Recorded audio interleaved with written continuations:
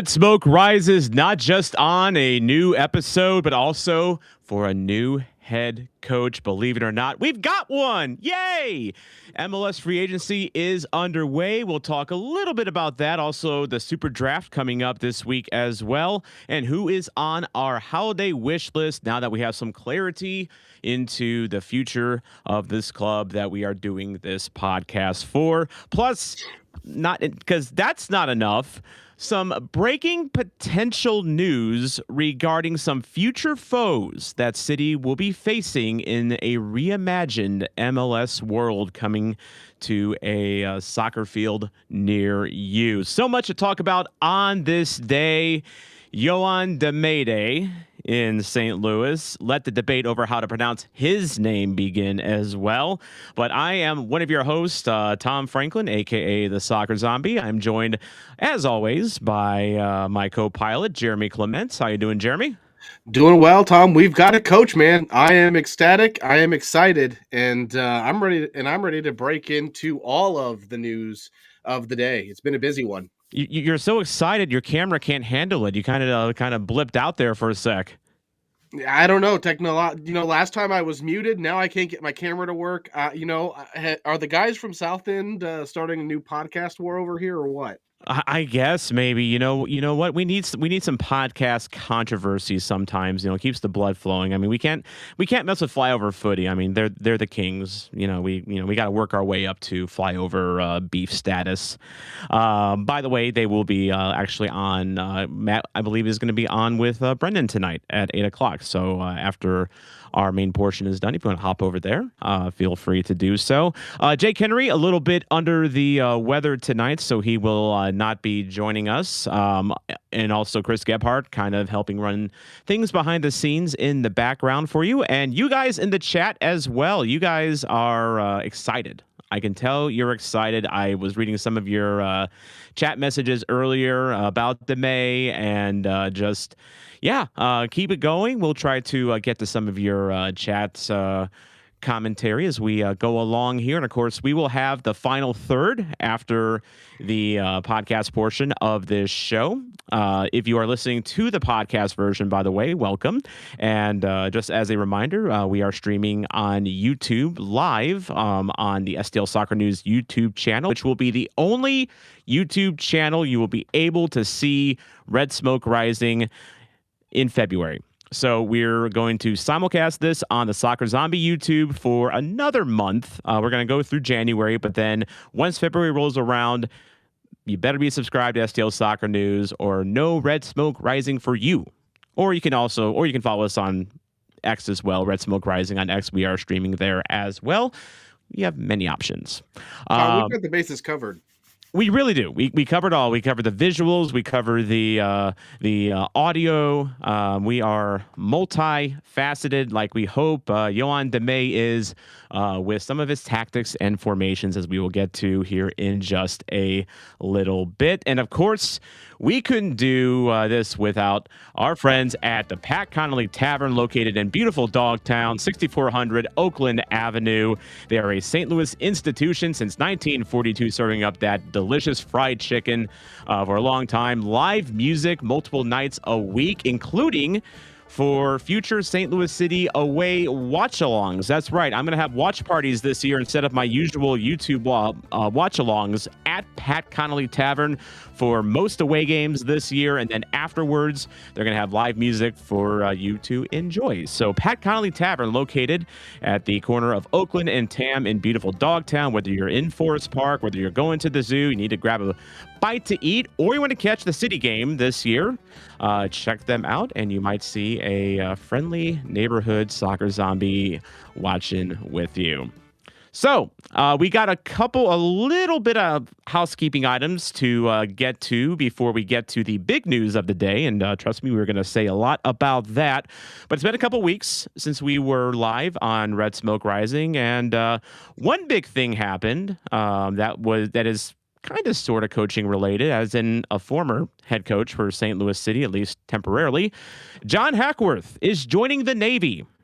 Well, the Naval Academy. He's going to coach the Naval Academy soccer team, leaving his post as technical director. He had been with City since just about the beginning. He was City 2's first coach, as a matter of fact. And so he had been the interim head coach the season prior, was passed over for that job for Olaf Melberg, and he was in the running for sporting director, which of course went to Corey Ray. So, Jeremy, your reaction when you saw that Hackworth was saying bon voyage to St. Louis? I think he's probably ready to have some clear delineation of duties, focusing on one thing instead of being interim everything.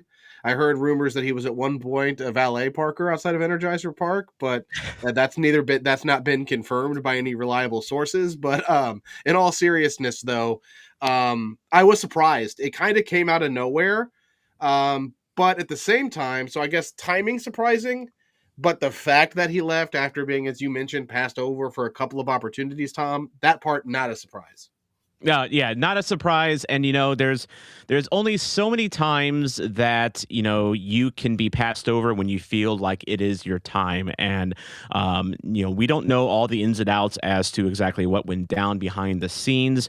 We can only kind of suspect, and we can only kind of try to put ourselves in Hackworth's shoes. And this is someone that has, a long history in the game of U.S. soccer at the professional level. And as you said, Jeremy, he had worn a lot of multiple hats. He had been the quote unquote good soldier, if you will.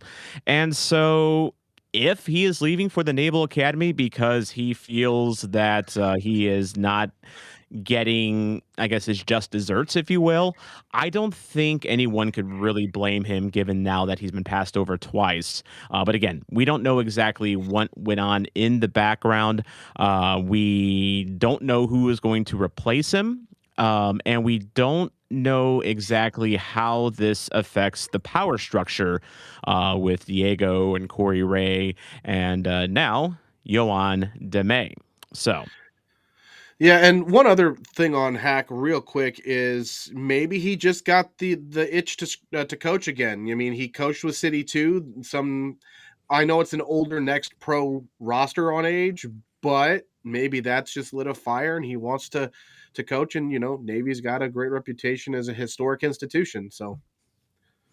And I see we are in the chat right now. We are talking about how St. Louisans love to butcher pronunciations. We were just having a debate in the Chat City Texas Discord about the pronunciation of Gravois, or as some people say, Gravois, which I've never heard personally. And if you do say that, what's wrong with you?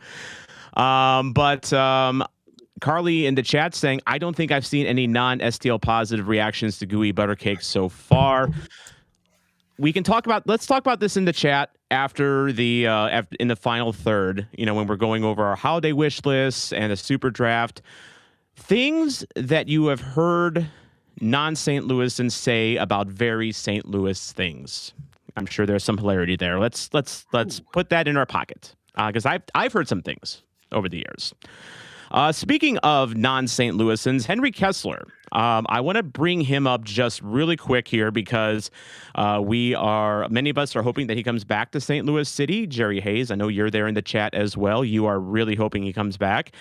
Henry Kessler has been on a little bit of a journey lately. He has recently been spotted in the Dallas, Texas area, Frisco. As a matter of fact, he posted a picture in Frisco, Texas. Of course, FC Dallas plays there, and I think a lot of people were thinking, oh no, is he signing for Dallas? Is he signing for Dallas? But then he has since returned home and is apparently a fan of riding the Metrolink like a true man of culture. So, do you make anything out of him being in Dallas? Well, I mean, so put it this way, it even got some airplay on Soccer Wise. David Goss making mention of it yesterday, I think it was, on the show. So it got some attention. Some FC Dallas fans excited about the potential that he could be down there to negotiate. He is a free agent. Justin Horniker mentioned that in his article yesterday that, maybe it's the timing of it is related to that because how long has he been negotiating with City and no deal is done, but again, speculative at best. So we'll wait and see. For now, he's back home, as we hope, in St. Louis. Yep. And as Jerry points out, Bogert said yesterday that Dallas said in early 2025 no center back sighting. I don't know if that has changed since. But regardless, I think if you're talking about a Yoann Damet type of a center back, Henry Kessler is probably in that category. So now it is time to talk about what the big news of the day, really of this week, now official. St. Louis City SC, for the first time in 202 days, I believe, what's my count on social media, has a permanent head coach that isn't a caretaker, that isn't an interim. His name is Yoann Damet. And in case you're wondering, this is a Marseille scarf I am wearing today. Not because I'm a fan of Marseille or not. I really don't have a dog in Ligue 1. But Mr. Damet is originally from Marseille, France. Now, to recap, he was a finalist mentioned by Tom Bogert, along with fellow French head coach Laurent Courtois, who I think a lot of people felt was maybe the French head coach with Corey Ray ties that we'd be bringing on here, just based on people that Courtois was following on social media, including myself, including Jeremy, including probably your mother, because he was following a lot of people in St. Louis social media. But he was a finalist. Rob Valentino was a finalist, and of course, David Critchley was a finalist. We'll talk a little bit later on about what we think David Critchley's future in St. Louis is going to be. But Yoann Damet, Jeremy, tell me why we should be excited about the Yoann Damet era in St. Louis. So I'm excited, Tom, because in a word, it's intriguing. It is change. It is a reset. So we've, I think, seen the death of energy drink soccer. At least I'm hopeful that that's what we've seen. He comes from a history of winning staffs in some respects, most recently with Columbus and Wilfred Nancy, who's struggling at Celtic a little bit, but nonetheless, he's going to hopefully change the style of football that we've seen here in St. Louis, break away from some of the things and hopefully help reinvent and start a new era for St. Louis City. That's why I'm excited, and I'm willing to give it a chance. I'm willing to give it a chance as well. I mean, I'm kind of with you on the whole energy soccer thing. I mean, we saw in 2023 when we were doing, extreme energy soccer, how dead our legs were going into the playoffs. And as much as I don't like to remember that playoff series with Sporting Kansas, unfortunately, my name's not Soccer Zombie because of how we looked in that series, although it could have very well been the case. I think Yoann Damet is someone that is, again, he's got the pedigree, coaching under not just Wilfred Nancy, but he also was a Greg Vanney assistant for a while. And he is someone that, as we'll talk about here in a little bit, is varied in his looks. He is someone that I think in a lot of ways, Jeremy, he is someone, just from what I read about him, what Olaf Melberg should have been and what maybe we thought he could have been, because one of Olaf Melberg's defining traits at Brahmapoikarna, which I can still say that, and I'm proud of that, was his ability to change up his looks and his formations. It was documented. It was very well documented. It wasn't even just, if you go on Transfer Market and you look up the formations of Olaf Melberg and you'll see, a bunch of different formations, that was confirmed by club officials with St. Louis City that I had spoken to, was one of his selling points, was his ability to be versatile and diverse, and we saw none of that. But Jeremy, Yoann Damet, to me, just seems like someone that he's in his mid-30s. He's younger than us. Yeah, he's Spoiler alert. Spoiler alert. We're old. Thanks. I needed that reminder on a Tuesday. No, you're 35 My years reminds young. me every day. I'm not taking my head off because that's why. But no, 35 years young, man. One of the youngest coaches in MLS. But he's had stints. You mentioned Greg Vanney. You mentioned Wilfred Nancy. He also worked under Alan Koch, who was an early manager for FC Cincinnati.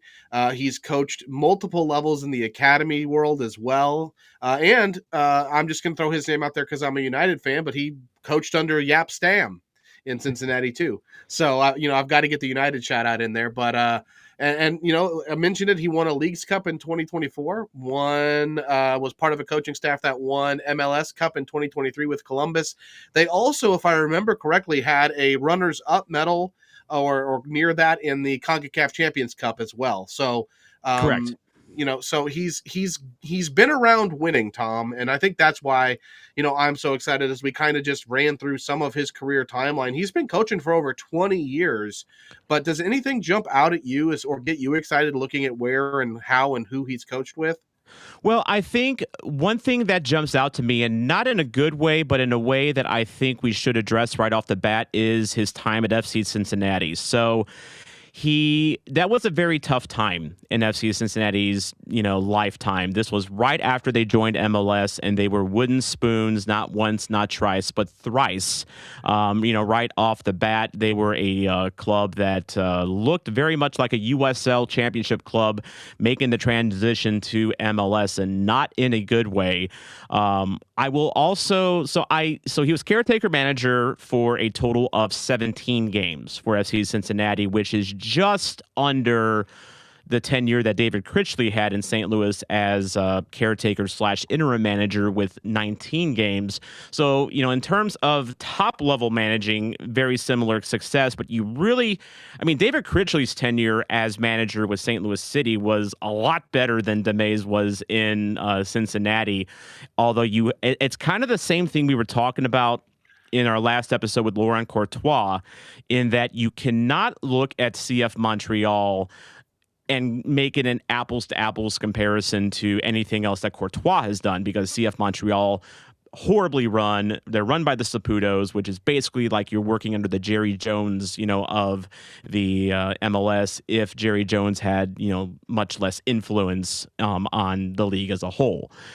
So you really couldn't, judge Courtois based on that, just as you really can't judge Damet based on that. And I'm gonna reinforce that, because I did talk to a couple FC Cincy content creators that I know with Cincy Sports Talk, and neither one of them really had great things to say about Damet.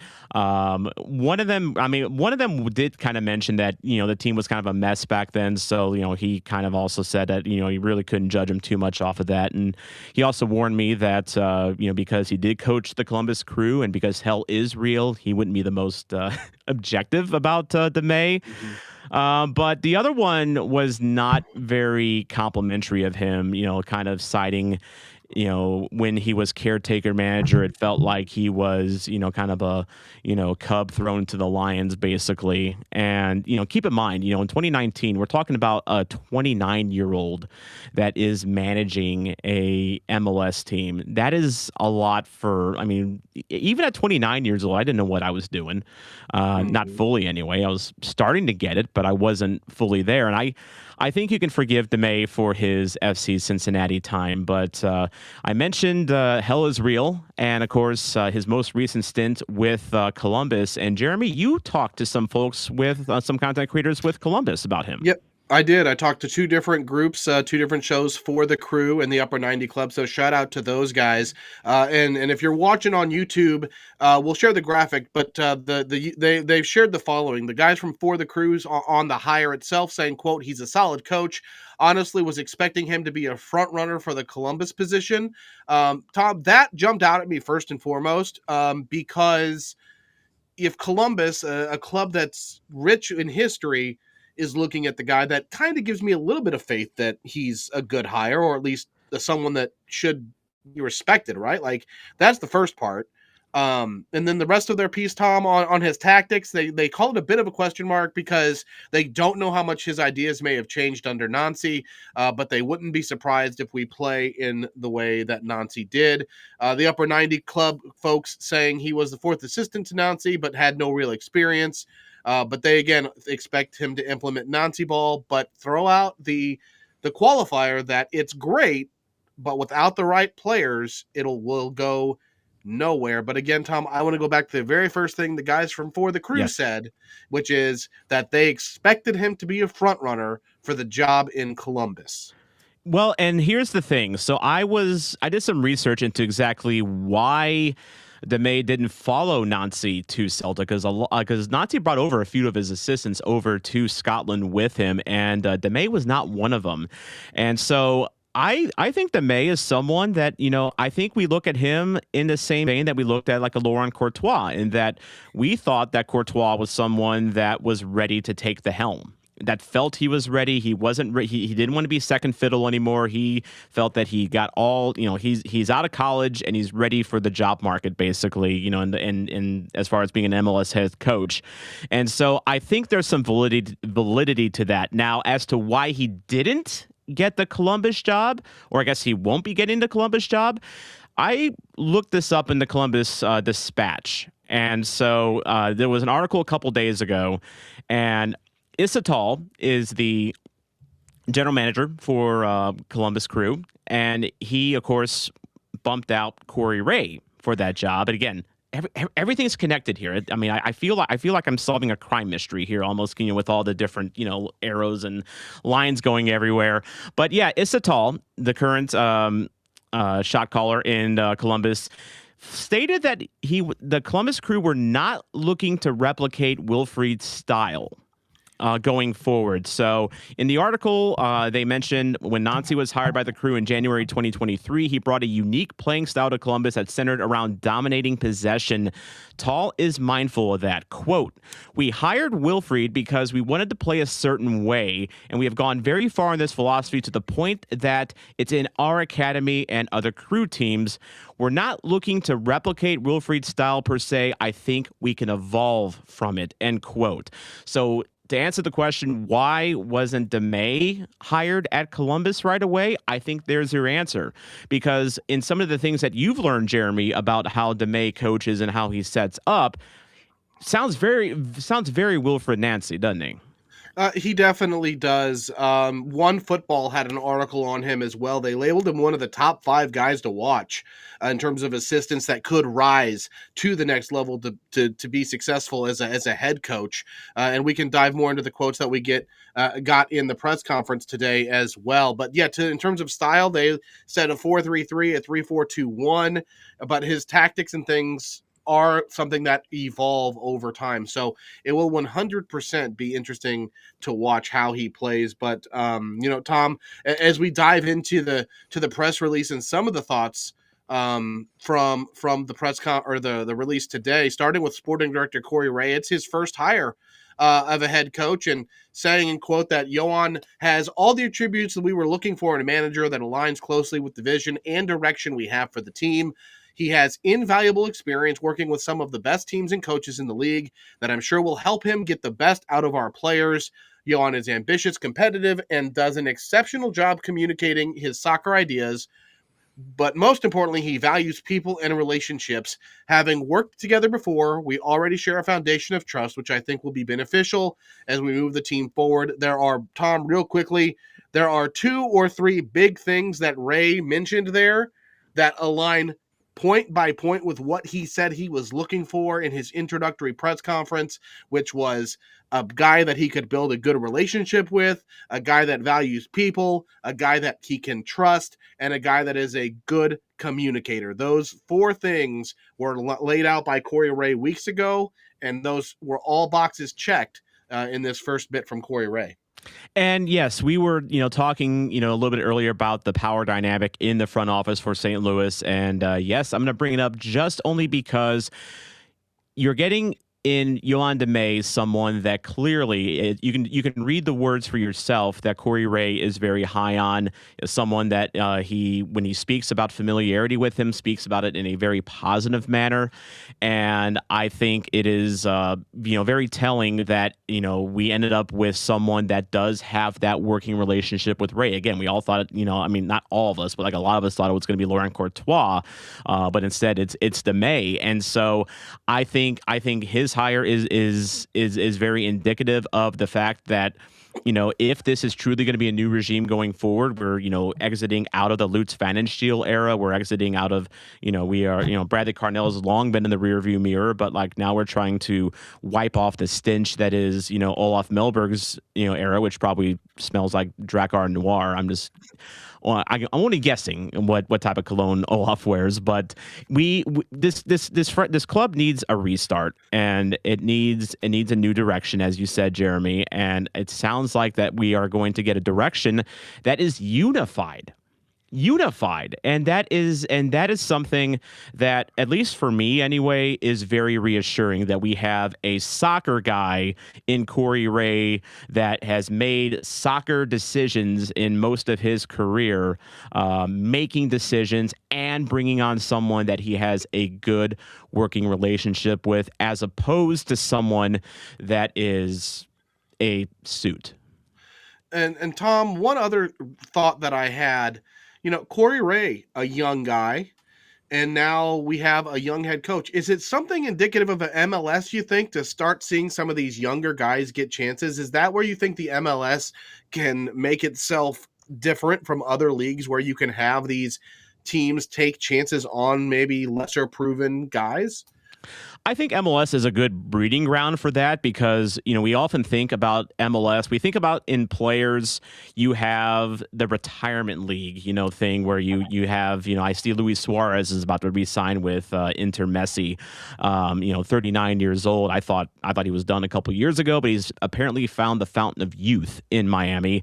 But then you have the other facet of it, and I think back to someone like Jake Girdwood Reich, who we signed from Sydney FC, and he was quoted flat out as saying that he thinks that going from the A-League in Australia to MLS is a good springboard for him to get into Europe. I mean, those were words that he said, and that is totally fine, because he's a young player, and I think it is very normal and healthy to have aspirations of playing at the highest level when you're young. It just is. It's not. It's it just is what it is. And so for coaches, why can't it be the same thing?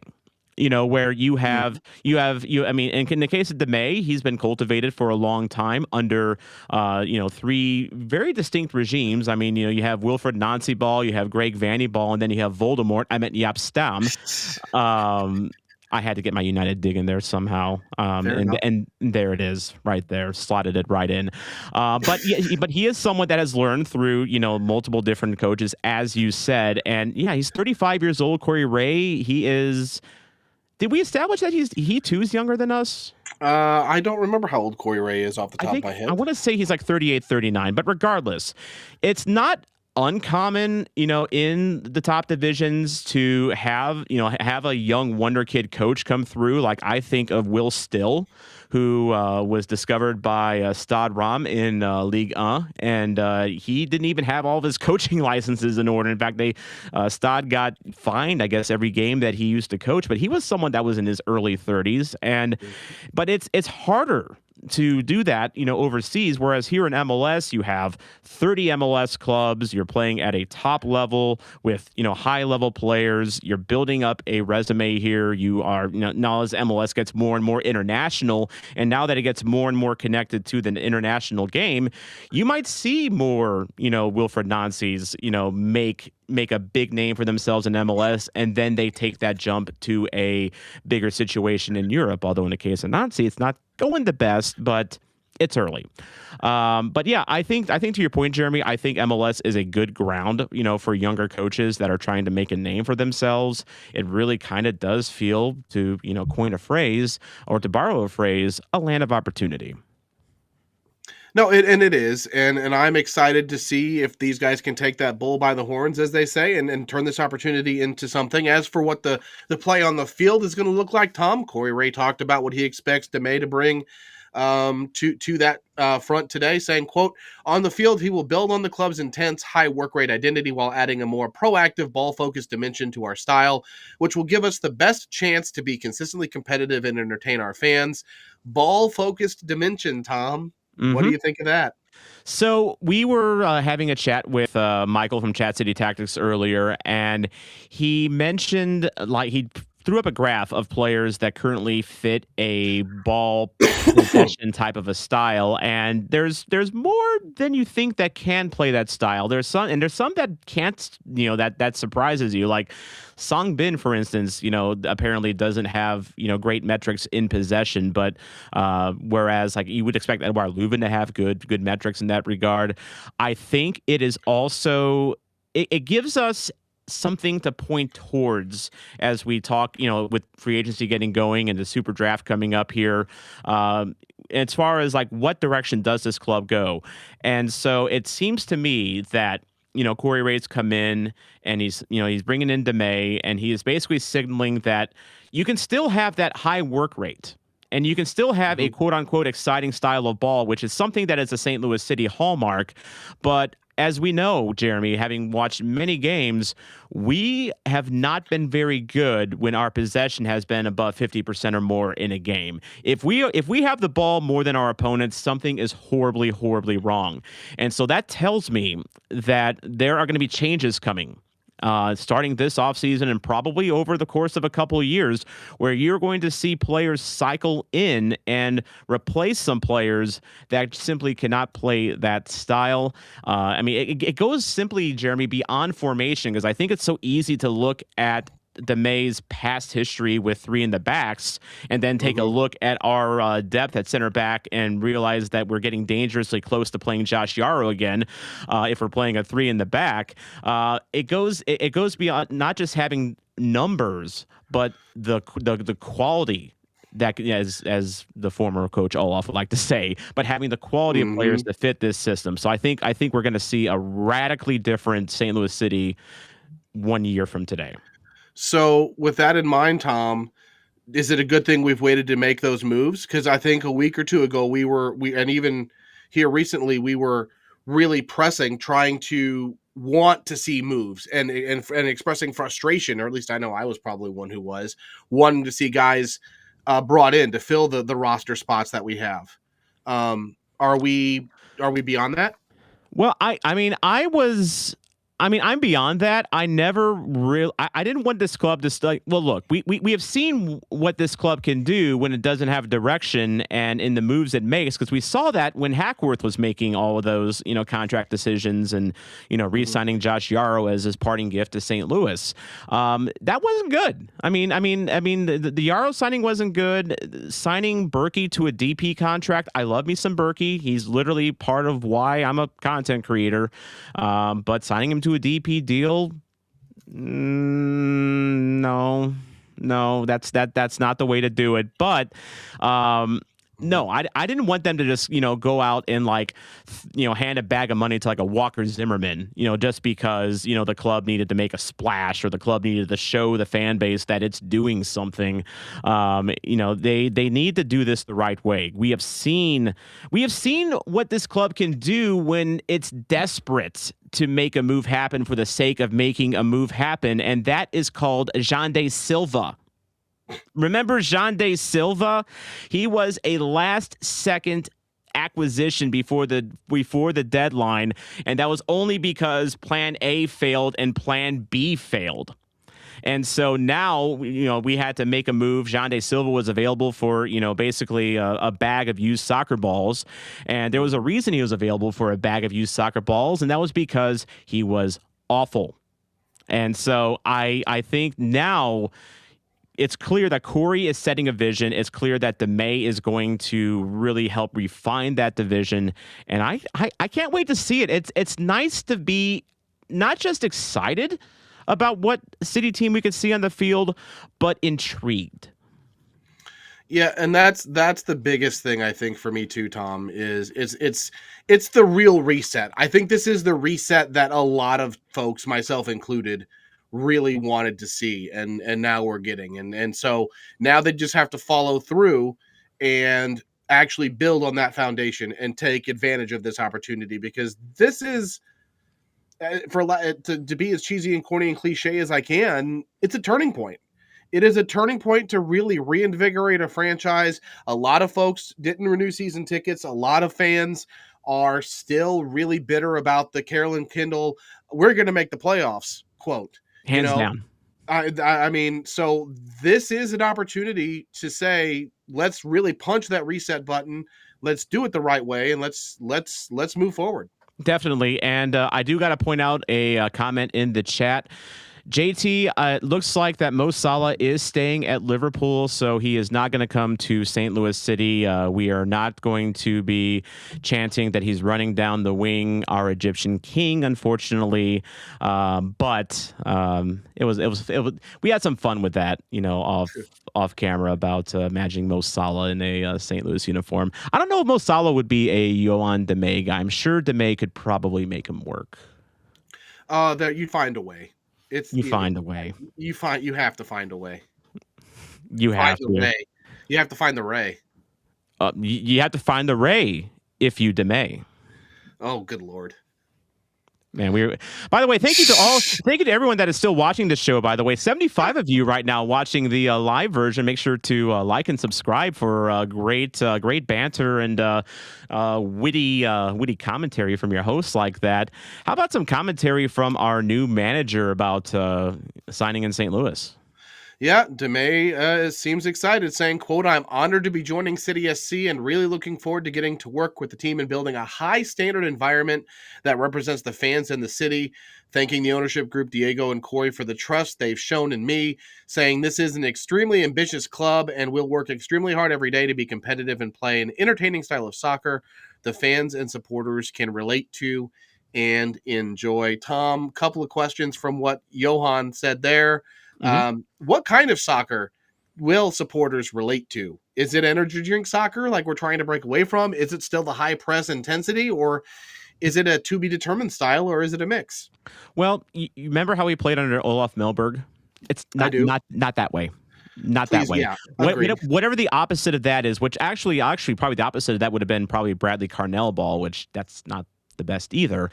I mean, I'm hoping, but it sounds to me kind of like DeMay wants to be like, okay, so we've all read the story of Goldilocks growing up. She walks in, and you've got the porridge that's too cold, you got the porridge that's too hot, and then you've got the one that is just right. Well, Olaf was too cold, Carnell was too hot, and hopefully DeMay is just right. And it sounds like that he's going to try to find a balance in that. I'm really interested to see how that works out.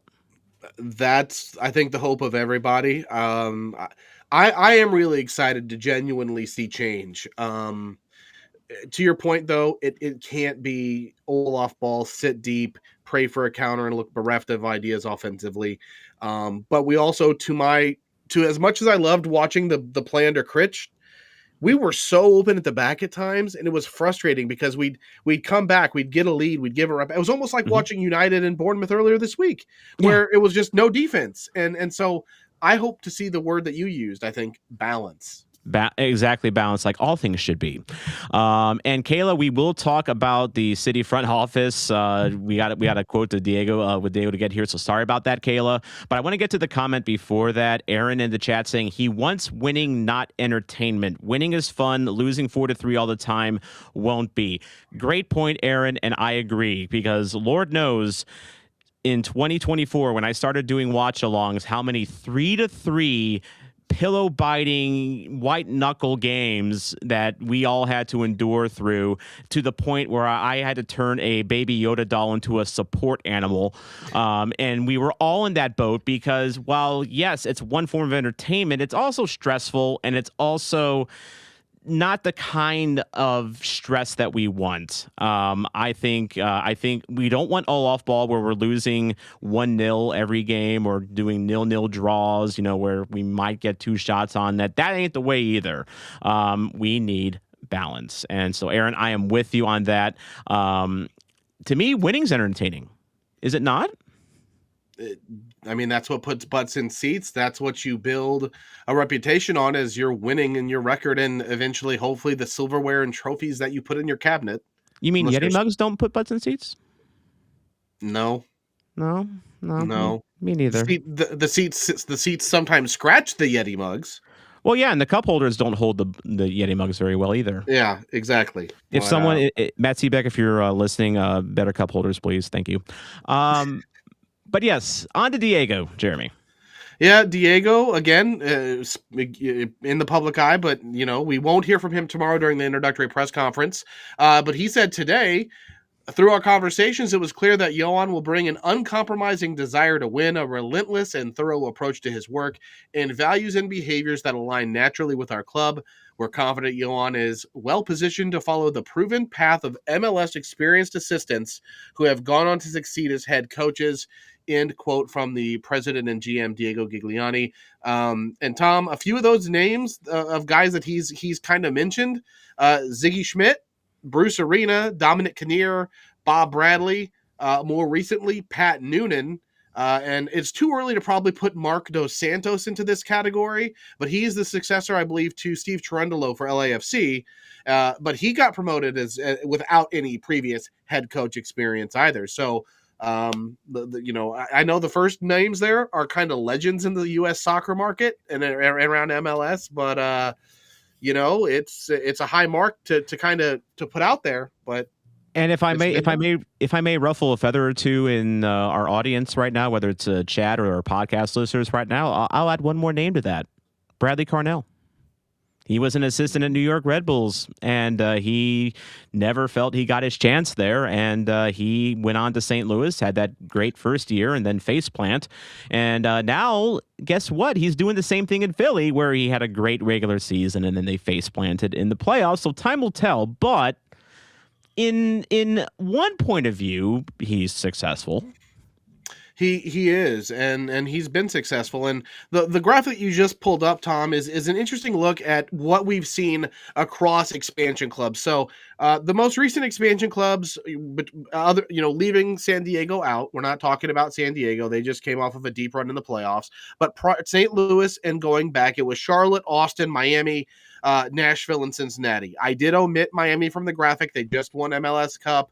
There are kind of different circumstances with their front office and their ownership. So looking at how City's situation and history has compared to those clubs, the one trend you'll see: every other expansion club has gone through a period with interim managers. Cincinnati, most notably with Yoann Damet, and his two stints as interim manager, but they've gone through the ringer with instant coaches.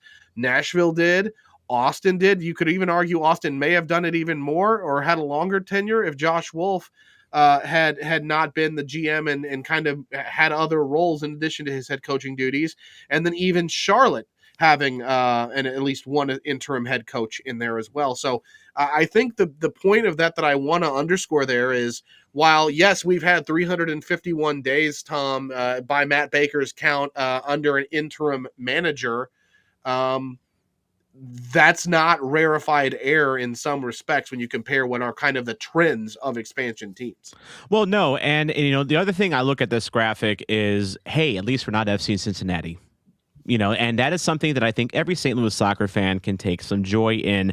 And speaking of which, I'm going to talk about a couple of the names that are on your graphic here. First things first, I'm going to go back to Damet, because when you're talking about FC Cincinnati's soccer history with St. Louis soccer, you have to remember his history with St. Louis FC. More specifically, as Tom Timmerman reminded us after Bogert's report came out, in maybe the grandest moment for St. Louis FC, it beat FC Cincinnati in the 2019 Open Cup round of 16, 1-0 on a goal by Sam Fink. Anyone that has watched soccer for any length of time knows who Sam Fink is, even those that weren't FC fans, because you've probably heard a Luligan talk about it once or twice.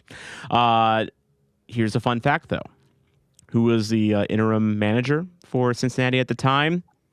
Yoann Damet was the interim manager or coach for Cincinnati at that time. And in the previous round, Cincinnati beat a Louisville team that was coached by someone that is on this graphic, John Hackworth. Again, it all comes full circle. It really does. But then, Jeremy, you got something? So no, go ahead and finish your thought, because I've got one other note on these teams when it comes to sporting directors.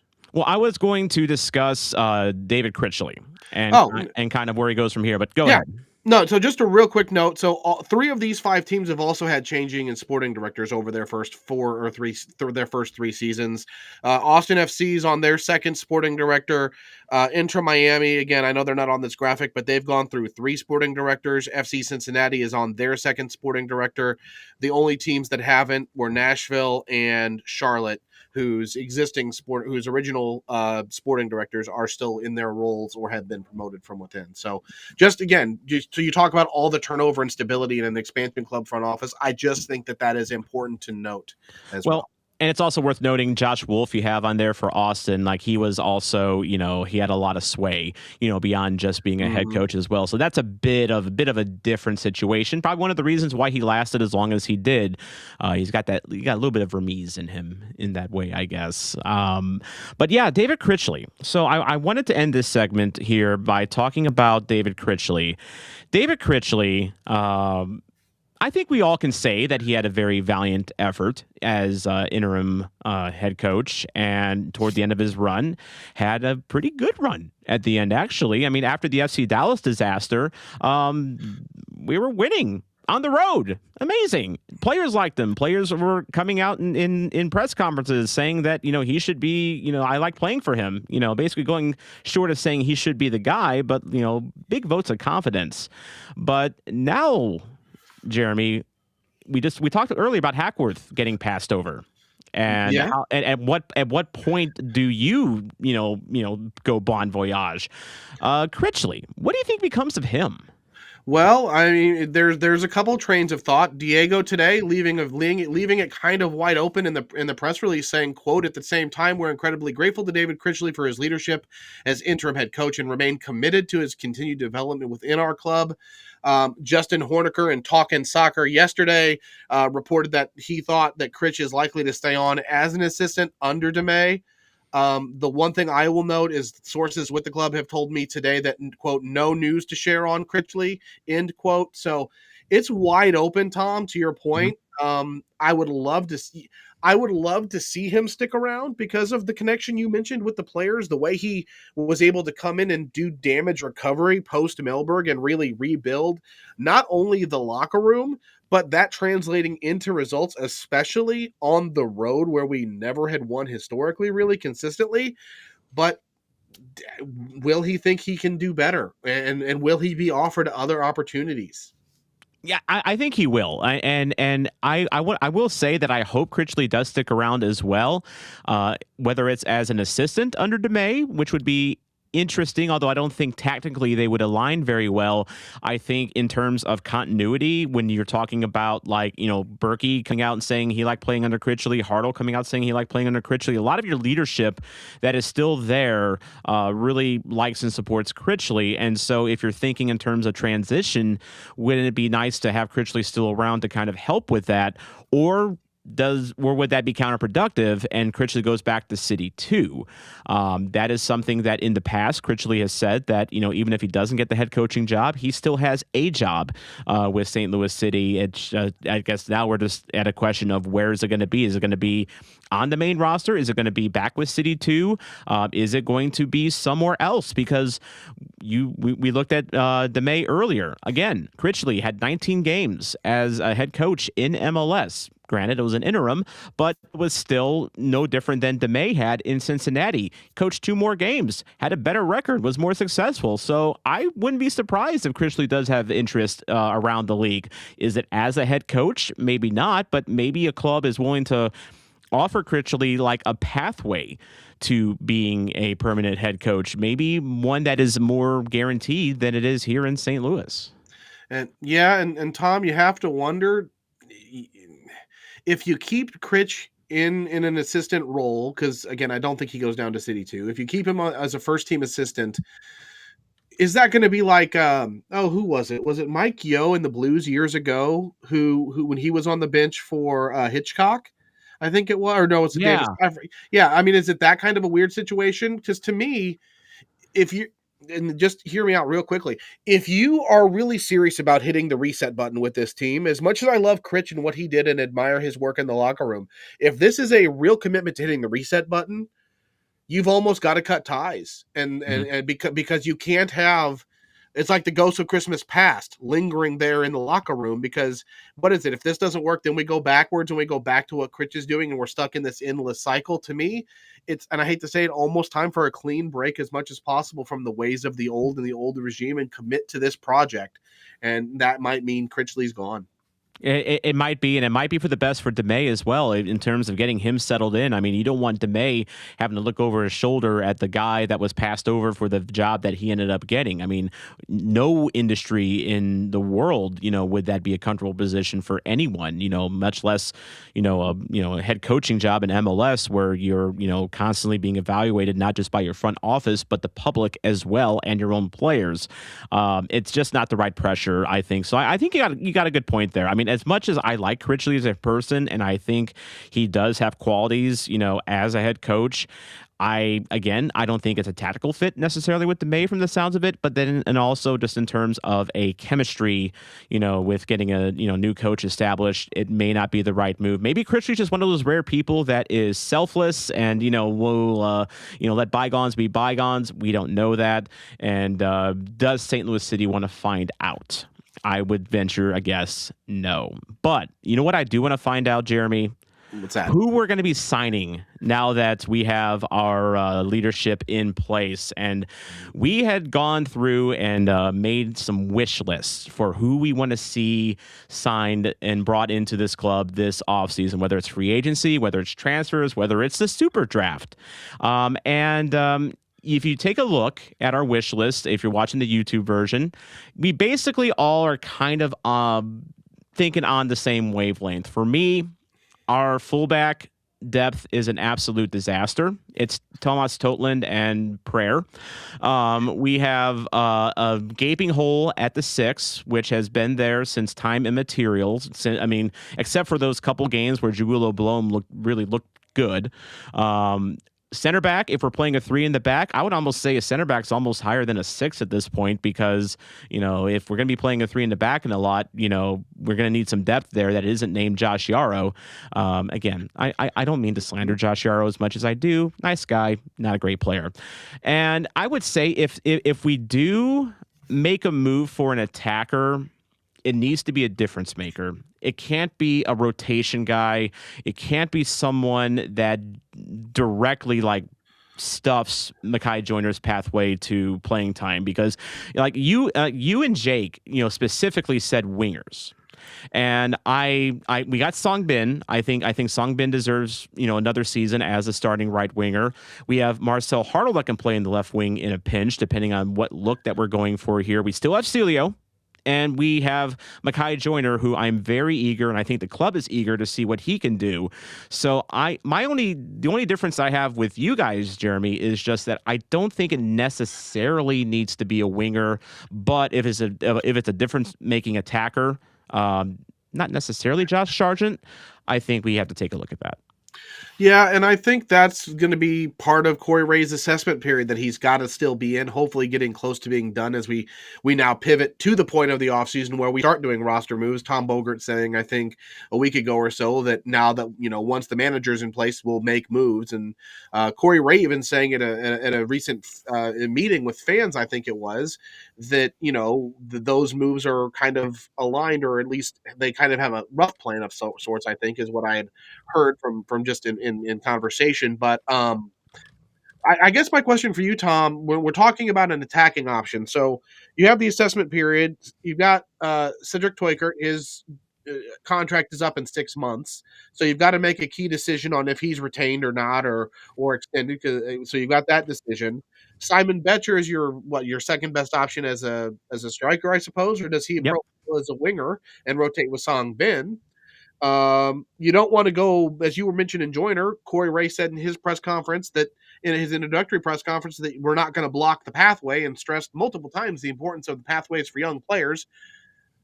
So that leaves me thinking, and that's why I put Ball playing center back first. We need someone to cover for Falou Fall. He's Yep. an aggressive defender, likes to step up and be aggressive. So that's what I think. Henry Kessler was really good at being that kind of a sweeper center back behind him, and is really good on the ball, elite by some metrics even. So you need that. But Tom, my question to you is, do we need if we want an attacker, is it a striker or a winger, or is it another 10 that we could, play 2 10s depending on the formation alongside Hartle and leave Leuven as a 6? Well, I'm thinking, maybe like a second striker, and that was someone that I thought that maybe Toykert was going to be, and he just hasn't been that guy. And, if you're talking, and not only that, but Toykert does not strike me as someone that if we're talking about playing more with possession, I don't know if that's Toykert's game. Just like I know it's not Betcher's game.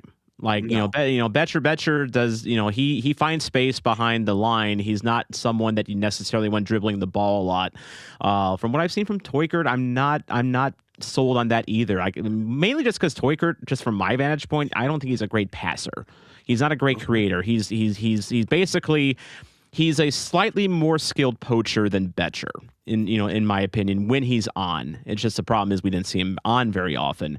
But I would say that, if we can find ourselves a deadly striker, to play alongside Klaus, we know Klaus is a false 9. He's going to facilitate, almost plays back as a 10, at times almost. Hell, we've seen him play as a 6 sometimes, because he's always running back and forth. But like, it feels like when Klaus is on the field, while I love Klaus, sometimes it just doesn't feel we have that end point, to our attack. And I don't know. I don't know if Joyner's going to develop to be that end point. He could be.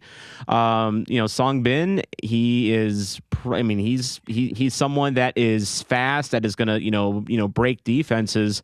But is he necessarily a double-digit goal scorer every year? I don't think so. So I would just say we just need to find someone with that final touch. So, Tom, let me ask it this way then. If we're going to go to being a possession-oriented, or a possession-oriented club, as they alluded to in their statements today, do we need someone who can break lines by carrying the ball? We don't have a really good player who's good at carrying through defenders and making those long, and I hate to use his name, but we don't have a Messi. We don't have one of those. We don't have a Dryer. We'll pivot to Andres Dryer. We don't have a Bawanga. We don't have a human son. That's just a fact. I mean, you can make that argument, but then where, if you look at the players we have, where does that? I mean, what position do you want that guy playing? Because again, you're not going to unseat Leuven, as an 8. You're not going to unseat Hartle, as a 10 or a left winger. You're not going to block Mekhi Joyner. I mean, do you look at making Song Bin a rotation guy at right wing? I mean, that's the question. I offhand don't have any metrics on him to tell me how good he is at possession and carrying the ball. That's a good homework assignment for me, I suppose, to kind of look at that. But yeah, you've got that. I think it's all going to come down to your formation. Are you going a 3-4-3? Are you going a 3-4-2-1? How are we going to line up under Damet? And that'll tell us a lot. But I think there's, like you said, a lot of commonality here between those needs. Yeah. And speaking of lining up, I want to get to our final segment, and we are going to bring up future divisional alignment once again, because it looks like that we have a winner as far as how our divisions are going to look like. And look at that beautiful picture if you're on YouTube right now. That is going to be your future division according to what we have determined is a pretty decent source. So Bruce McGuire on Blue Sky, he used to run the Nord Football, and he has over 5,000 followers on X. He's followed by Doyle, Weeby, a lot of the big names. So like he's not just, I don't think he's talking out of his behind.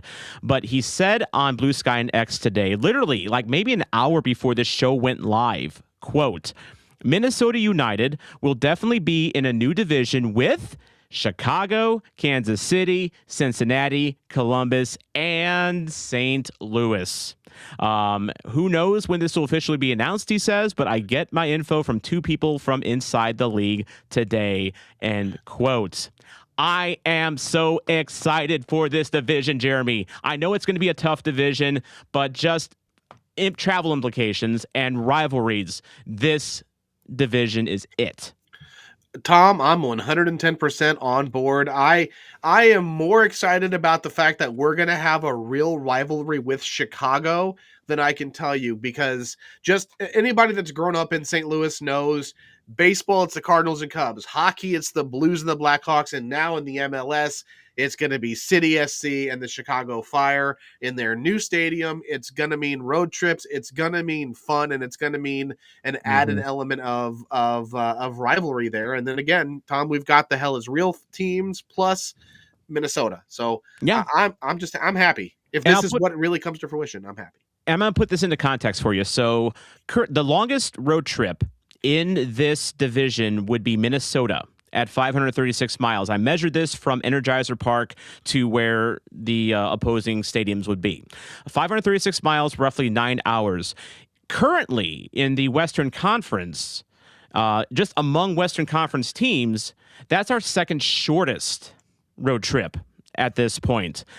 Just to give you some context, that's our longest. Chicago, Soldier Field, 297 miles. You can get there in 4 hours if you don't stop and maybe play with the law a little bit. Sporting Kansas, you can get there in 4 hours easy, 262 miles. Cincinnati's 349 miles, about 5.5 hours away. Columbus, 422 miles, about 6.5 hours, give or take. These are all reachable road trips that are not terribly difficult drives, except for maybe Minnesota, just because you have to go through Iowa, and Iowa's not the most fun drive. But it preserves the rivalry with Kansas. It, as you said, Jeremy, it builds a rivalry with Chicago. They've been itching for that. Fire fans have been itching for a rivalry with St. Louis on social media. Like they've been jabbing us since we've gotten to the league here, and vice versa. Now we can actually cultivate that. And of course, anyone that is a longtime St. Louis soccer fan from the USL days will be licking their chops to get another crack at FC Cincy, not once, but twice every single season. Yeah, it's going to be a lot of fun. But Tom, you mean you don't want to make an annual 2,000-mile trip to Vancouver? Or whatever it is, it's got to be like 2,200 miles. I heard. Well, I guess it depends on the route you go. The last trip to Vancouver, I don't want to talk about that, unfortunately. Well, I mean, I understand. I understand, but but my point is, you're talking travel distances. It's funny. Funny you say that. I might actually go back to Vancouver this year because there's going to be a game in Vancouver on September 5th, and then Portland on September 9th, and so that's kind of like a good 1-2. I'm debating that. I think a lot of people are debating that trip right now. But I mean, but to your point though, like in the current schedule, like you have to like look at the teams and figure out air travel, hotels, and just days you're going to have to take PTO off from work. A lot of these games, if they're on Saturdays, you don't have to take PTO from work. I mean, you'll have to probably still get a hotel. You can drive to all these places. It's awesome. Yeah, overnight stay at worse. And I mean, the thing to throw out too, just for full circle and full coverage, we'll still play every other team. Yes. It's just going to be a rotating every other year kind of home and away. So the big thing is, just for folks who maybe haven't followed the topic as much, as the MLS will be going to divisions after the World Cup. And so you will play these teams twice a year. Yep. And everyone else once. I love it. I absolutely love it. I could talk MLS road trips or just soccer road trips all day, because today the USL schedules came out and I've been like in the scientist lab with that. But that's going to do it for the podcast portion of Red Smoke Rising. If you're watching on YouTube, drop a like, subscribe to the STL Soccer News YouTube page, because that's the exclusive home after January. If you're listening to us on Apple or Spotify, wherever you get your podcasts from, leave a review. Let us know how we're doing. And of course, make sure to follow us for more updates there as well. And feel free to join us for the final third on YouTube, where we're going to continue the show for our viewers on YouTube right now, with some discussion on the SuperDraft coming up, and just whatever else anyone wants to talk about in chat. Definitely welcome any and all opinions. Thank you to Chris Gebhardt with STL Soccer News for making this show happen. Thank you to Pat Connolly Tavern as well for making this show happen as well. And thank you, Jeremy Clements, for being a great co-host. Happy to be here, Tom. Ready to jump into the final third and maybe talk more road tripping with you. Yep. And this is your soccer zombie, Tom Franklin here. And remember, zombies keep moving forward. Talk to you in the new year.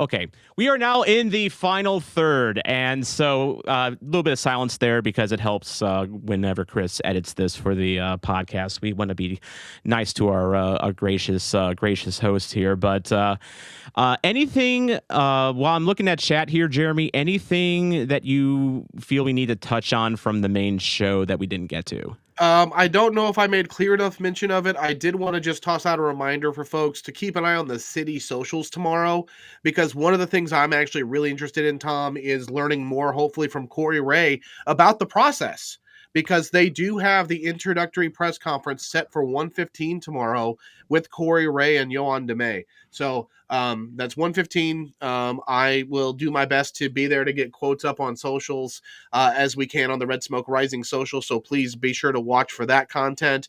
Also, we'll have some info from Jake on the socials from the Academy piece as well. So a lot of stuff tomorrow coming on the socials, but that's probably the biggest piece from the main show. Did anything jump out at you? Anything you want to revisit, Tom? Well, you kind of hit up on it, in passing there, but I just love the fact that our leadership is now Ray and Damet. It rhymes. It's the Damet Ray. It is. And God, I'm thinking about the WWE Rock and Roll Express and thinking, like, do we have a French connection now? Oh, the fabulous French Canadians. Yeah. Yes. Although it's just Canadian and French, so now it's together. So I guess it's kind of like. Would they be more like Strike Force? Yeah, maybe. We are old, by the way, and we are talking about 80s WWF here, ladies and gentlemen. By the way, welcome. This is why this is in the final third. And I was just doing some quick looking because we were talking in the earlier show about a lot of our basis on Laurent Courtois being the front runner was based on who he's following in social media. I'm looking through Yoann Damet now. I don't see that he's following many, if any, St. Louis content creators just yet. I think Jake reached out to him to try to follow him on LinkedIn. And okay. I don't know, Jake, if you're in the chat, you weren't feeling well tonight, but let me know. Were you able to connect with Damet on LinkedIn? Because that's the most important connection of them all. That is the most important. So, yeah. Something else that is coming up this week that we just didn't really have time to touch on in this episode was the MLS SuperDraft. So MLS SuperDraft is coming up this week, and I think a lot of the mystery, or maybe just wondering, like, who we're going to take based on who our head coach is or not. I mean, I think some of that's been alleviated a little bit, but now I'm someone that, admittedly, Jeremy, I watch a little bit of college soccer, and I fill in for, Bill McDermott at SLU games every now and then at the public address mic. But I don't really, I'm not too up on, like who's the big super draft players. What about you, Jeremy? Have you done any digging into the Super Draft? I've done a little bit of digging, and I think just for some perspectives, level set for the conversation real quickly, City has 2 picks in the Super Draft. Our 3rd round pick we traded as part of the loan deal for Devin Padelford. So we have the 7th overall pick, the 37th overall pick. So one in each of the first 2 rounds. Last year, just for some kind of perspective, the 7th pick we had last year was Emil Jääskeläinen, who was from the Akron Zips. Oh, I've got to talk about that one. But go ahead. Yeah, take it. He was the leading scorer in college soccer last year when we drafted him 7th overall. But go ahead, Tom. The floor is yours. Oh, man. When we talk about the Super Draft with St. Louis City, it is just... I feel it's been frustration after frustration with the occasional gem. So we go back to 2023, and I will never forget talking to a Omaha native and fan who is who also is a fan of St. Louis City. He follows Creighton University. And so when it came time to the draft and our pick came up, he saw... His initial reaction, he told me, was that he saw that we drafted a guy from Creighton. And he was like, oh, wow, St. Louis City got Duncan McGuire. That's great. Then he got disappointed when he saw it wasn't Duncan McGuire. It was the party animal known as Owen O'Malley instead, who we were going to convert from a center mid to a right back, and he just didn't convert into a level player. Period. I understand though that he's kind of getting back on track a little bit. He was a part of Vermont Green's USL2 winning team, part of that great story. And hey, we might see him, in MLS in the future. Maybe he had a speed bump in life, clearly here in St. Louis. 2024, our first round pick was Jeremy. I need a moment. Oh, need a moment. I know where this is going. I know where this is going. Man. Oh God, I don't know, man. Do I need to say the name? Our first round pick was Jose Kojima, my boy. My boy, the player that if I had a kid, I would, sit him in front of the TV and I'd say, be like him, because he had the work ethic, he had the brains, he had the work rate. He just was someone, and he was a nice guy. Like, I had the pleasure of meeting him a couple of times. Me and him swapped jerseys. He gave me some futsal advice during the Punks and Santos futsal match, and that hurt when DC United pulled their reach around act. And I know, but I can tell you for a fact that also hurt the front office for City as well. I had sources in there kind of confirmed that. So, and it was also kind of a little out of left field, for that to happen. So, to be fair, but it still hurts all the same, because I thought he could have been a productive player. And then last year, I kind of got up in arms a little bit, Jeremy, when you mentioned Emil Jääskeläinen. I watched a fair bit of City 2 this year, and Jääskeläinen wasn't bad. He was it was interesting. The goals didn't come over from Akron, but and the metrics can back this up. It felt like he was doing a lot of good off the ball stuff. It almost kind of like we were setting him up to be like Klaus at home, basically, or like, a Klaus light, if you will. And he's also a kind of a tall giraffe kind of gangly guy, so it's the shoe fits. But I kind of groaned, Jeremy, because we took Jääskeläinen with the 7th overall pick, and I don't think it was I don't think it was a wrong pick at the time. But do you know who was picked right after him? I do not. Jensen Miller. Oh, St. Louis native, Indiana Hoosier, played in 29 games this year for Sporting KC as a center back. That one is going to sting me for a while, like St. Louis passing up on Pavel Datsyuk, in the draft. That's a deep cut. But we were one pick in front of the pick that Datsyuk was taken in the 7th round. Yeah. I mean, I the one thing I did do, Tom, is I was kind of looking at the draft from last year, because I think that's a great level set, as well as, some of these guys don't always pan out, right? So the draft is sort of it's just like any sport. It's kind of a crapshoot. Soccer may be a little harder in some ways to predict, but the number 1 overall pick last year in the SuperDraft was Manu Dua, who was phenomenal for San Diego in their expansion season this year. He played 15, or he might have played over 2,000 minutes. I looked at it earlier. He played 1,200 minutes for San Diego FC this year. But okay. So when I look at that, I'm thinking to myself, okay, the top 10 picks last year, Dua was the only midfielder taken in the first round, in the top 10. The top 10 was Dua, and then there were 4 forwards, including our pick of Emil Jääskeläinen, and then 5 defenders. So if I'm thinking about the wish list that we had, which I think we can all agree those are all positions of need, where could we find impact in it? Now, the number 1 ranked role midfielder, I'm going to shout out Paul Harvey from American Soccer Analysis. They released their guide today.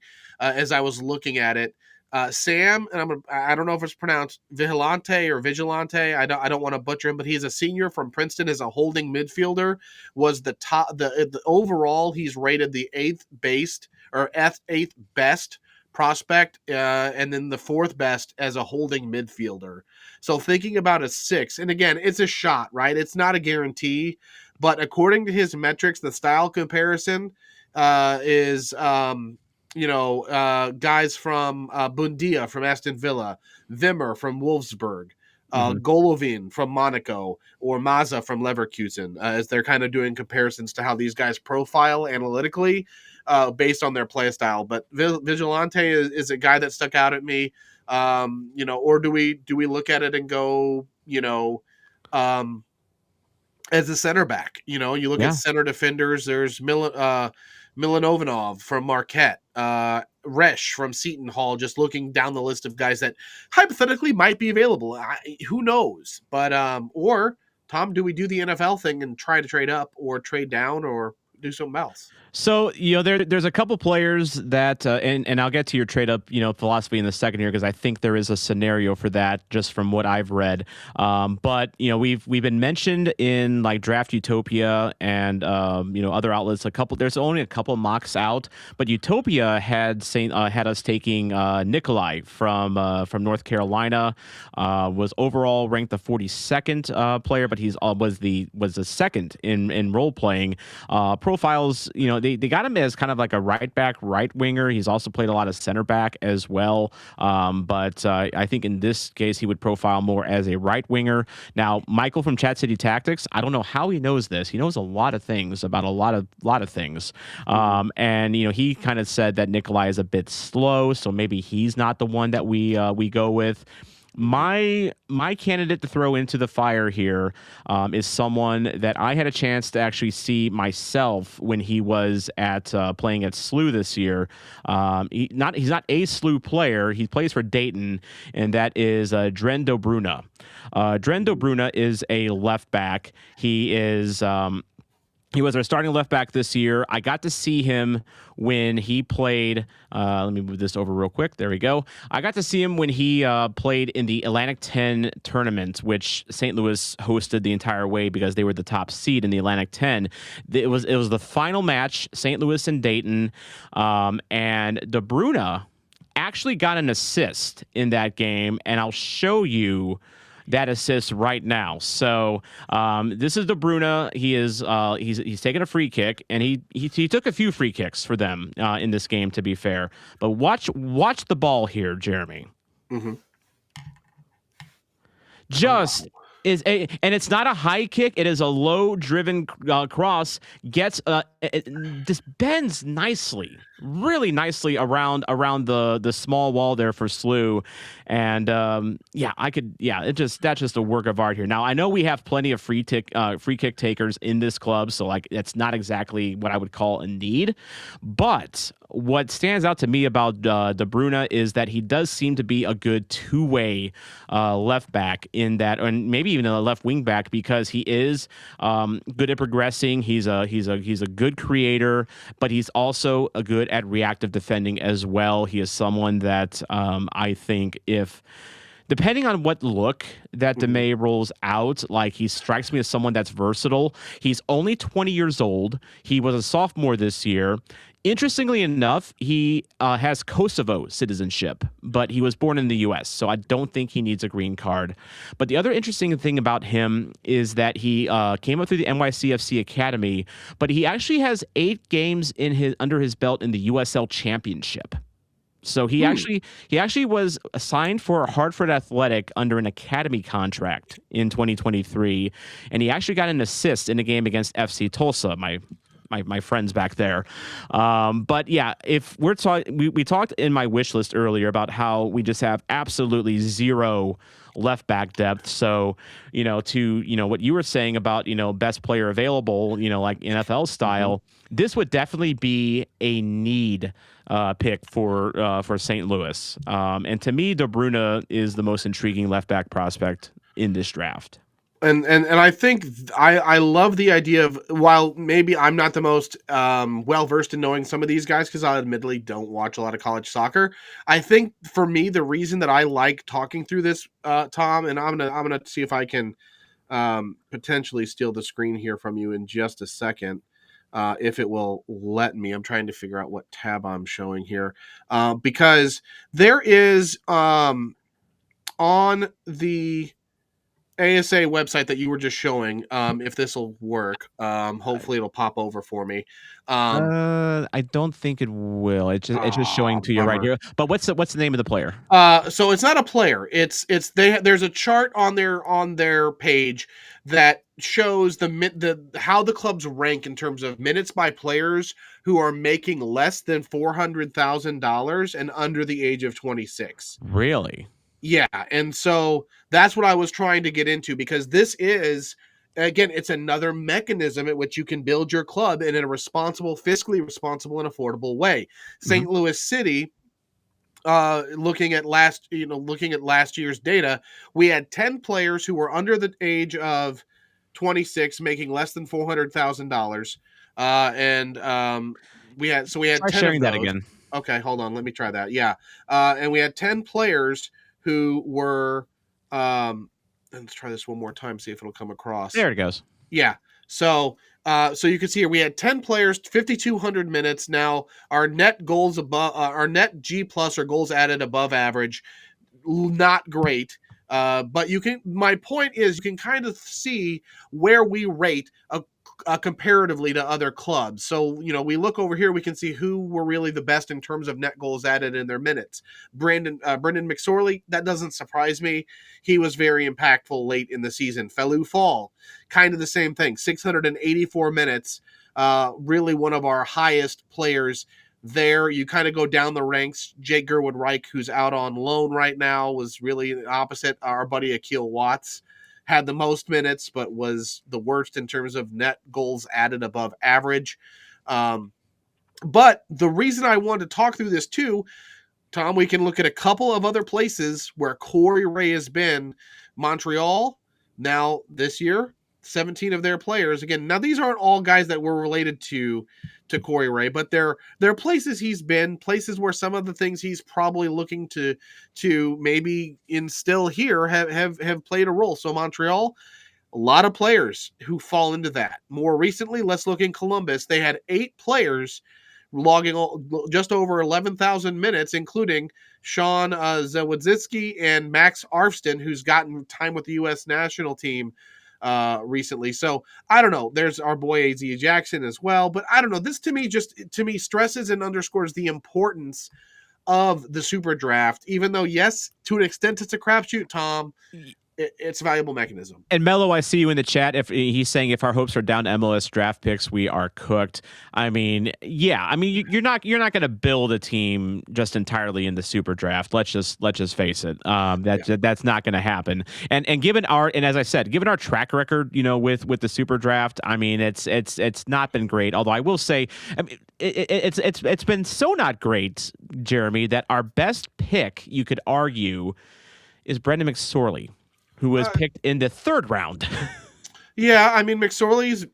I mean, how much of this is inflated to an extent because he had a couple of really, the 2-goal game I think he had against San Jose. So I take it with a little bit of a grain of salt in the qualifier. Here's, go ahead. I was gonna say I'm a McSorley believer because I've seen him a lot for City 2, and he is. Oh, you found him.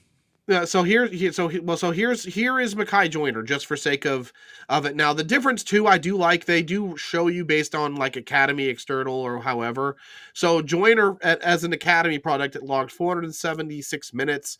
Brendan McSorley is right here. Okay. Again, the highest on our club for net goals added above average, and near the lower percentage of minutes at just 328. So he's there. I mean, he's there. I think he deserves a role in the roster next year. I thought he deserved a role in the roster going into this season. Yep. I've watched him a lot for City 2. He is, high work rate. Is he going to beat defenders off the dribble? No, that's also kind of not his game either. He's an inside forward type. Up until this year, he had played as a central forward, and they kind of shifted him over to the right wing this year to, add a kind of a different dimension to his game and also get him maybe a spot on the roster eventually. But McSorley is just someone that to me just always finds a way. And I was talking earlier about how I feel that we lack a little bit of that killer instinct in the final third. That guy that just finds a way. McSorley's, at least at the City 2 level, he's been that guy, and I think he's shown enough in the MLS level to at least be a depth rotation guy going forward. I'm a McSorley believer, and that is something that's one of my hills that I will I will fight anyone on. Like my love for Kojima, McSorley's kind of right up there. Yeah, and just kind of looking, I'm curious if anybody in the chat that's still with us. Again, thanks everyone for tuning in tonight. Please make sure to like, comment, subscribe, share as we try to continue growing not only Red Smoke Rising, but also the YouTube channel for STL Soccer News. But just kind of looking through this, I saw it looks like Aaron Hansen mentioned the SLU goalkeeper, Jeremy Abenel. Do you think there's potential that, and maybe not by City, but maybe he gets selected in the draft? What is he, 25 years old? Yeah, so the thing with Abenel is, and I'll go ahead and put the ASA back up here. The thing with Abenel is he is 25 years old. But I have heard in just from what like little tea leaves that I've been able to what little prognostication of the super draft there is that he should get drafted at some point. I think Draft Utopia actually had him going in the top 15, in their draft. And I think there was another draft where he wasn't taken. But I mean, how can you, if you watched any of the College Cup and the playoffs leading up to the College Cup and the Final Four, and you see Abenel, honestly, if Abenel, does, let's just say for if by some miracle St. Louis does draft Abenel, which I saw you Buckethead in the chat, asking to draft him. What Abenel needs to do beyond anything else, he needs to get with Roman Berkey and teach him how to stop penalty kicks. Because Abenel has the secret sauce for stopping penalty kicks in big moments, and he needs to teach Berkey that. But Abenel is someone that he was a team captain for SLU this year, so he's a leader out there. He's not big. He's only about 6 foot tall, but I mean, Takaoka, is only 5'10", I think, for Vancouver, and they made it all the way to the MLS Cup final. So I think I think a certain amount of agility and moxie can make up, for being a lumbering giant. I mean, look, Takaoka is a starter in MLS, and Ben Lund is not. And Ben Lund is 6'7", and what everyone seems to dream of. Yeah, and I see you there, Aaron. Abenel stopped more PKs in just the SLU postseason than Berkey and Ben have stopped in their entire careers. That's actually probably true. I think literally Berkey, I forget where I heard this, but I feel Berkey's only stopped 2 penalty kicks in his entire career.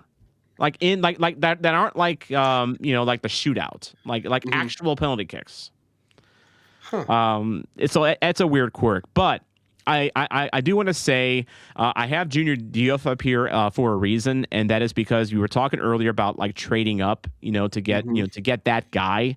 We had an interesting discussion on the Chat City Tactics Discord today about this guy here, Diouf, and if there is someone that Corey Ray picks up the phone and tries to trade up for, it might be this guy. So Diouf is a center forward for Grand Canyon. He played 1,450 minutes this year, and he is basically considered, to be probably the most dynamic and explosive player in this draft. There is another player that is whose name is escaping me right now, but he's like a midfielder 10 type that might go first overall. And the speculation is that if Diouf does not go first overall, Corey Ray should pick up the phone and give him a call, because again, Jeremy, like I said earlier, we need that special someone that can just find a way. And this is someone, but not only that too, he's not just a finisher. He has very good finishing metrics here. He's really good on 1v, but he's also good on 1v1s, which I think that's something that Klaus doesn't necessarily have in his locker. And he is also a creator, kind of like Klaus. So to me, if you're talking about someone that can lead your way for years to come, and maybe eventually you sell him on for big bucks down the road, this is kind of the guy. And there's nothing wrong with that. I guess my question is, one, if he's that highly rated, Will he be there at 7? I mean, we did Oh, he draft won't be there at 7. We have to trade up to we would have to trade up to like 2 to get him. Okay, I think, that's what I'm thinking there based on what that overall ranking is. which we've So done before. we have We traded up for Kojima. What would that package have to look like? Obviously, the 7th pick, the 37th pick, so all of our super draft picks and We money. we are also sitting on an ocean of GAM. We are. That's a good shout. And remember, in 2023, we had the first overall pick, and we ended up trading down for basically a big bucket of GAM.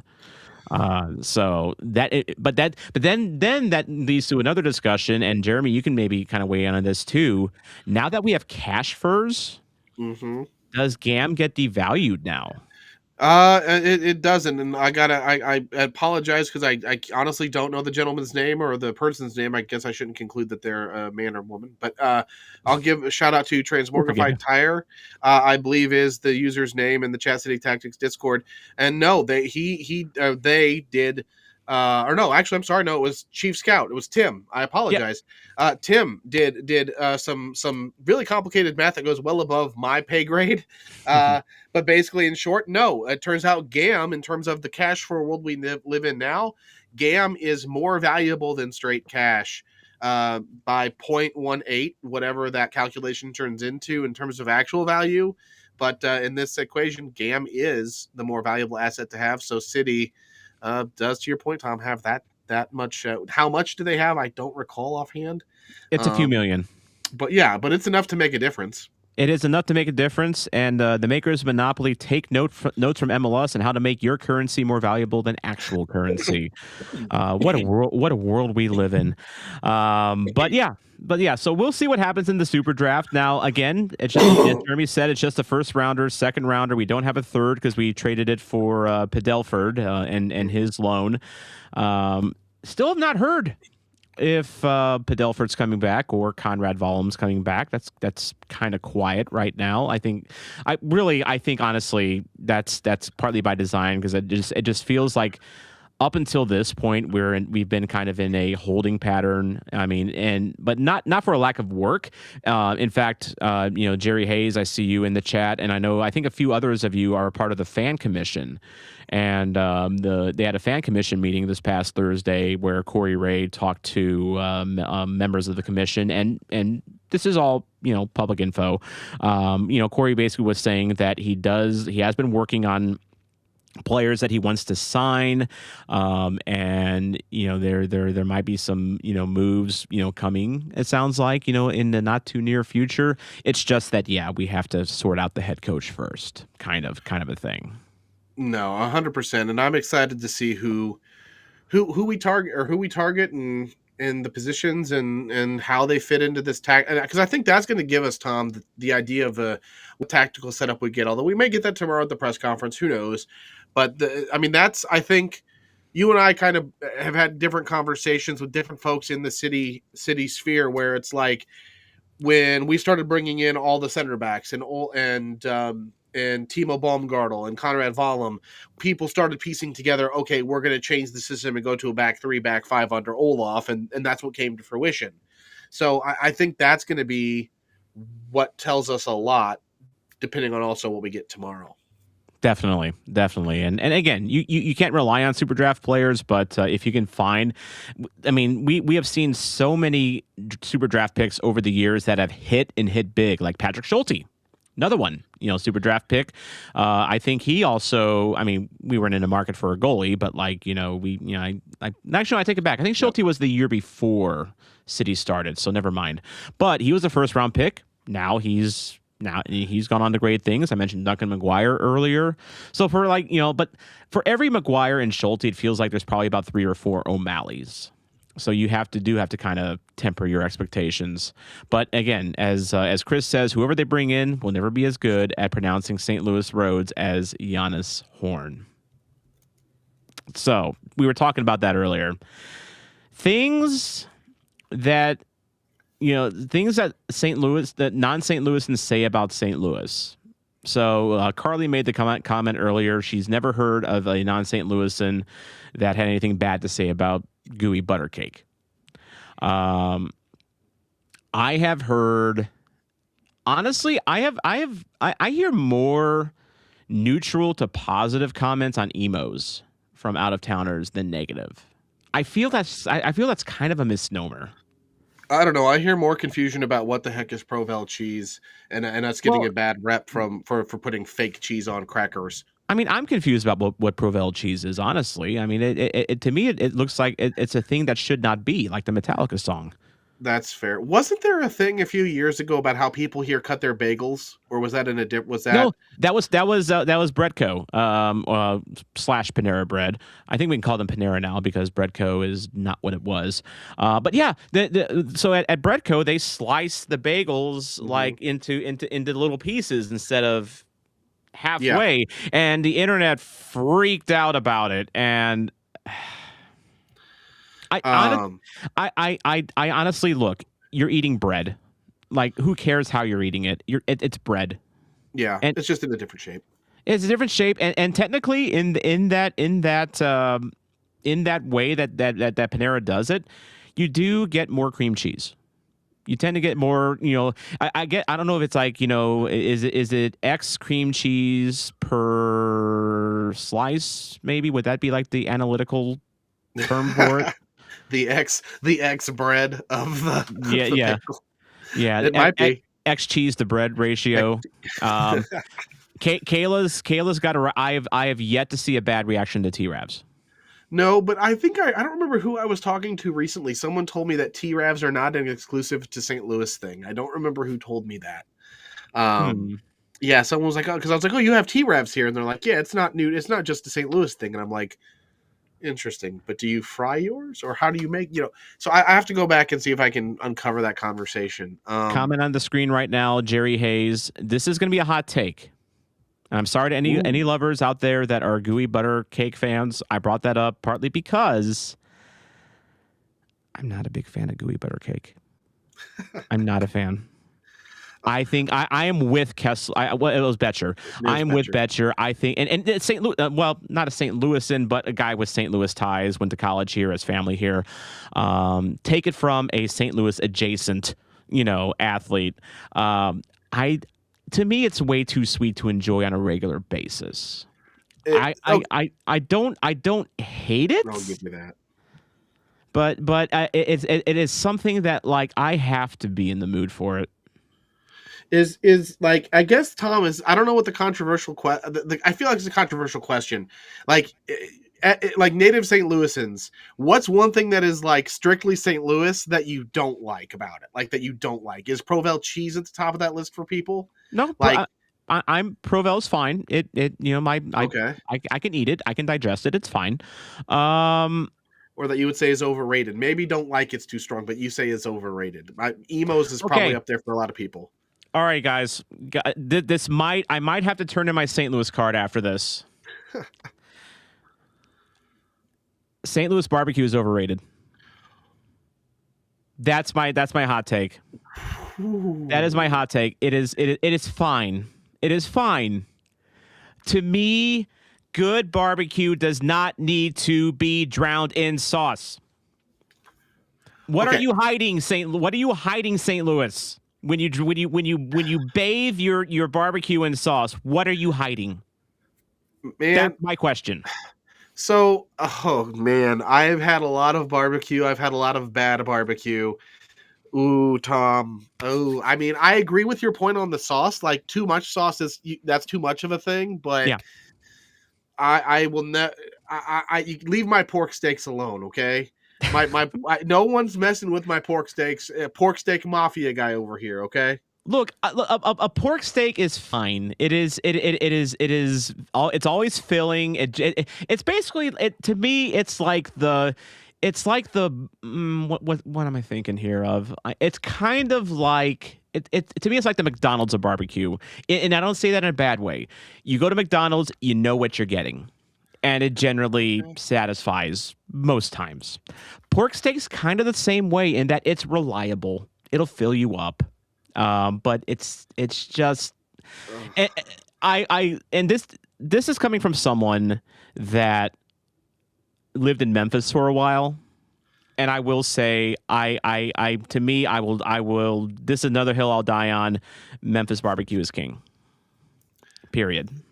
I mean, they have Memphis in May for a reason, okay? Like Yes. so Tom, this is what I'll say. There are different tiers of barbecue. I will be willing to admit that. I will say, I mean, and I will even say, like, maybe St. Louis isn't the top of the mountain, but it's on the mountain in a decently high place. I mean, there is It's St. higher than Louis. KC.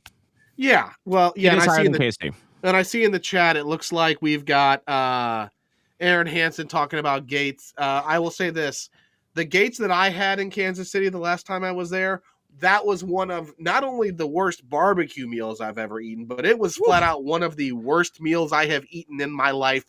Period. Ooh. Period. Tell me more, Underline. Jeremy. How bad was it? It was. God, it was awful. It was just a bad Why? experience. What was so bad?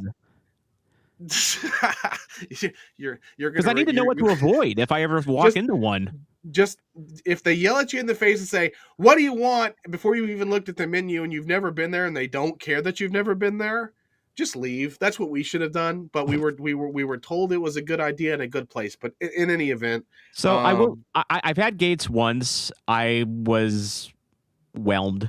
I mean the actual meat was fine. I find their sauce to be kind of fair. Arthur Bryant's isn't bad. Like I always like the Negro Leagues Museum is right around the corner from Arthur Bryant, so that's like a good 1-2 whenever you're there. Which I highly, if you're ever in KC, Negro Leagues Museum, check that place out. It is if you're into sports history or just civil rights history, it's a one-stop shop for both, and they have it nicely laid out. The best KC barbecue I had was Joe's. So that's where Joe's, Q39 or Slaps are like the three that I would be willing to give Kansas City barbecue another try for. Yeah, agreed. Joe's was solid. I've not had Slaps before. Those are the only three different KC barbecues I've had. Was Gates, Bryant's, and Joe's. And I would say it's Joe's, Small Gap, Bryant's, Floor, Gates. Fair. I mean, I only know Slaps because I watched enough barbecue pitmasters on Destination America to make anybody question my addiction to food. But Tom, I don't know. I'm excited to see where this conversation takes us. I mean, I'm excited. You know what I'm excited for? We know who our coach is. We know who our sporting director is. We still have a lot to learn about who the roster will be. I can't wait to find out what restaurants and vendors are returning to Energizer Park next year. Yes. That usually comes out in February, I believe. Yeah. Like they usually post it right before the season. I can't wait. I'm really curious who comes back and who doesn't come back. Like honestly, I know we suffered a great tragedy this year, Jeremy, especially if you are in the supporters section in the loss of Pie Guy. I heard really good things about them, but never. Pie Guy was my steady. And Pie Guy was the one that never let me down. Just slice of pepperoni with a hot honey on top. It was good value, didn't fail you. Although I will say towards the end of their tenure, they were not as good as they were. And I understand they had some problems with I guess there was like ownership change or something happened. And basically that's why they're no longer there. So I'm really hoping above all else that in that spot where Pie Guy was, they find another place that can serve up slices like that. Yeah, no, Colton will have to end up hitting up the South End guys and maybe do a collab. I know they have their South End slobs and segments and things they do. So, but nonetheless, I'm excited for that, Tom. And I know we're running long. We've had a lot of fun tonight. We did. But there is one more quote before we get out of here that I just want to real briefly touch on, if that's okay. Mm-hmm. And so one of the Nikki things Slices was seen at the park. Jerry, is that true? No way. Really? Dude, Nikki Slices at City Park would absolutely just kill. If y'all don't know Nicky Slices, so Nicky Slices, he's a local guy who for years had been just selling take and bakes basically out of his car. Basically, like he would make it at home and he would deliver them. He got a physical location in the Hill, and you talk about local guys that you root for. Nicky Slices is that he's just a good dude who loves himself some Detroit style pizza and wants everyone to enjoy his Detroit style pizza. If Jerry, I don't think you would lie. I trust you, Jerry. I trust you on this. If Nicky Slices is coming to Energizer Park, that would kill. Yeah. Anyway. I've been dying to try Nicky Slices. I haven't made it there yet. So that got my attention real fast and in a hurry. Well, I think Kayla's very interested in trying out some Nicky Slices. Hint, hint. So yeah, at some point we're going to get down there. But to pivot real quickly back to what was the news of the day, as Yoann Damet was confirmed to be appointed the third manager in club history. Tom, we kind of had our conversations in the past when we kind of had our kickoff episode of like the why we're doing this, why who we are, right? So to me, one of the most important things for somebody is the why. Well, in 2019, our new gaffer was asked, why did he get into coaching? And he said, quote, "It's about the legacy you want to create. The club is the most important thing. You want to provide the club a way to play. You want to give it a legacy, and the same thing with the players to transmit your ideas. You want them to integrate and understand what you expect them to do. And most importantly, you want them to enjoy putting this idea into place on the field." End quote. That was from an old Athletic article in 2019 while he was still in Cincinnati. But to me, it speaks volumes about the guy, makes me excited to get to know the guy a little bit more and to see what his vision for this club is, along with Corey Ray. Brian Shore, I see your comment. Yaro's Eros could be a new vendor. Make Tom happy by keeping him off the pitch. That look, that is mean. That is mean. But actually, the Euro does sound pretty good. By the way, we could we've been going a long time here, and we're gonna sign off here because now all this food talk's made us hungry. I will warn you all that if Chris Gebhardt was in here right now and talking about potatoes, we'd be going until midnight. So I'm just saying. We've avoided potato talk here on Red Smoke Rising, but we're also taking a little bit of extra time because this is going to be our last episode until the new year, unless something big breaks. Then we might pop in before then. But really want to wish you all a happy holidays. Merry Christmas, Happy Hanukkah, Happy Kwanzaa, Happy New Year, because we're going to be back after the new year. Hopefully, whatever it is you're doing, you are spending it with family, people you love, and just this is what this time of year is for, is to be with your family, be with your friends, and enjoy life. And hopefully wherever you are, whatever you're doing, everyone in the chat or just people we meet around the world, hopefully you have a very Merry Christmas and look forward to new beginnings in 2026, whatever they may be. So have a good night, guys. We're going to sign out.